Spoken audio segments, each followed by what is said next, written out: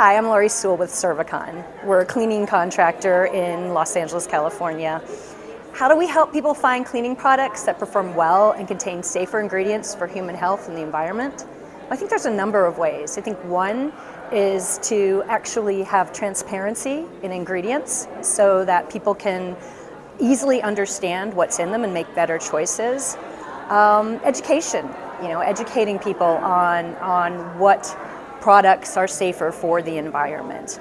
I think we should continue to encourage innovation so that we create more healthy products. And I also think that, standards, obviously. So what I think the industry can do to promote healthier and sustainable cleaning practices is to continue to educate, continue to promote standards, continue to promote innovation, and continue to train. Provide training portals, provide training programs, and also provide a portal or a place where people can go to find these types of healthier products.